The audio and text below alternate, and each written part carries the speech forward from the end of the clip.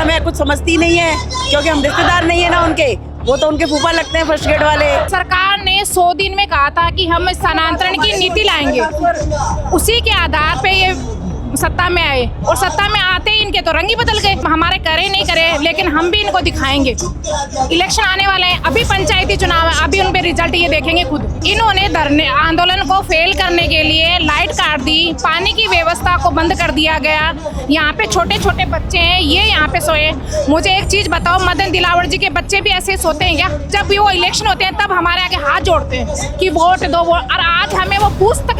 वो तो high approach वालों का होता है, हमारे जैसे होगा तो। अगर उनमें मानवता है, उनको भी हम इंसान लगते हैं, तो उन्हें सुनना चाहिए। हमें हमारा भी दर्द तकलीफ समझनी चाहिए उनको। फॉर्म भरवा लिए बस, फिर गहलोत सरकार ने नहीं किए, पता नहीं क्या दुश्मनी निकाली हमसे। 2-3 दिन की छुट्टियों में हम आ ही नहीं पाते, हमें 12 घंटे तो पहुंचने में लगते हैं वहाँ से, और वापस जाने के हमारी 2 रातें तो आने जाने में होती है खराब। मैं फिलहाल शहीद स्मारक पर हूँ, और शहीद स्मारक पर ये दूसरा धरना जो कि कल से चल रहा है। शिक्षक जो है यहाँ पर, वो अपने ट्रांसफ़र को लेकर के बहुत समय से जो है संघर्ष कर रहे हैं। 2018 में आखिरी बार जब वसुंधरा राजे की सरकार थी, उस समय ट्रांसफ़र हुए थे।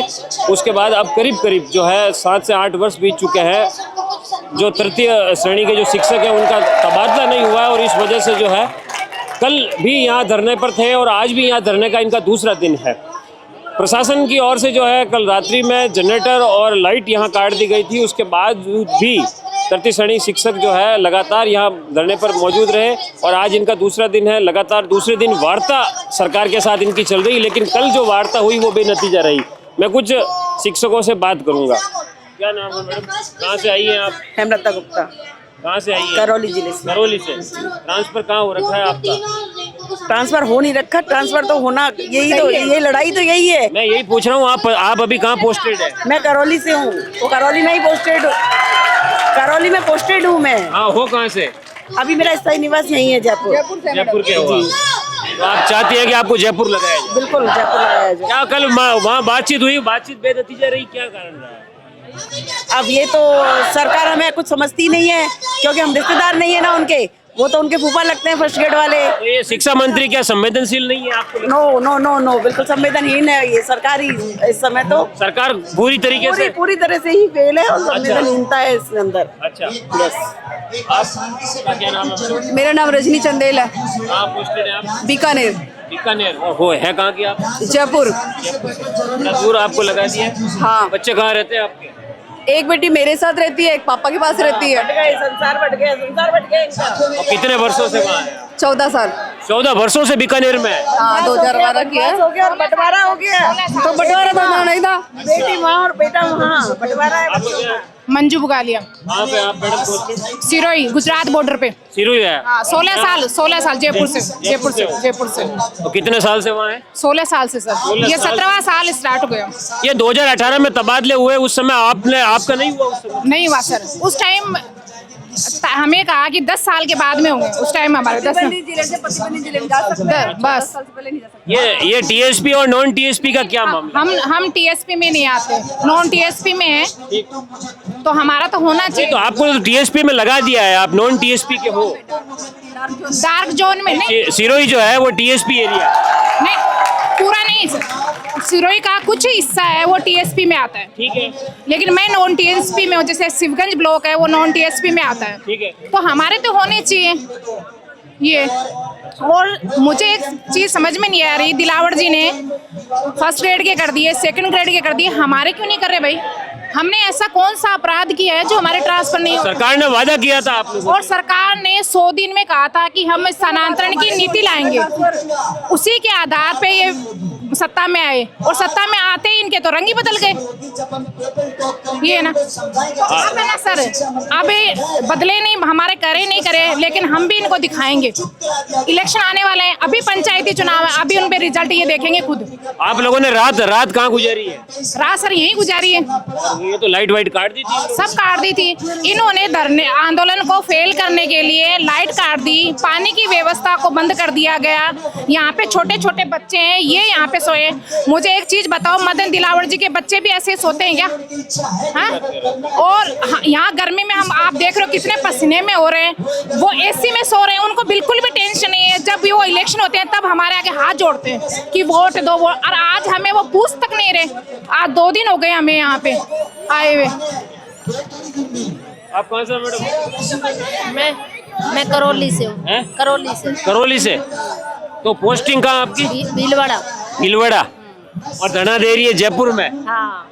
कब से कर रही है? वहाँ पोस्टेड कब से हैं आप? 14 साल हो गए। 14 साल? हाँ, 2012 से। अच्छा, 2018 में तबादले हुए, उस समय आपका तबादला नहीं हुआ? वो तो हाई अप्रोच वालों का होता है, हमारे जैसों का थोड़ा। अब मदन जी से क्या मांग कर रही हैं आप? ट्रांसफर। ट्रांसफर? हाँ, ट्रांसफर। बच्चे कहाँ रह रहे हैं आपके? जयपुर रह रहे हस्बैंड के पास। और आप वहाँ इतना दूर? हाँ, पुलिस में उनकी भी ड्यूटी। महीने में कितने बार यहाँ आ पाती है? नहीं आ पाते, कभी 2 महीने हो जाते, कभी 1.5 महीने हो जाते। बच्चे तो बड़े हो गए होंगे आप? नहीं, एक तो अभी छोटा है, एक थोड़ा बड़ा है। अच्छा। एक 12वीं में, एक 5वीं 6ठी में। अभी पूरी रात आपने यहीं गुजारी कल?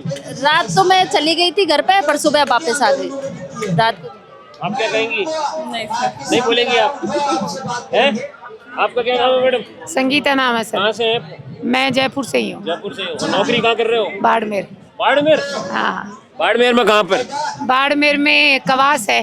कवास, जहाँ बाढ़ आई थी 2008? वहाँ उसी के पास है, काउखेड़ा है। अच्छा। 6 में बाढ़ आई थी। तो अब आप ये बताइए कि ये कल तो लाइट पानी काट दिए इन्होंने, सारी दिक्कतें शुरू कर दी, फिर भी आप यहाँ डटे पे हो। लग रहा है आपको सरकार सुनेगी आपकी?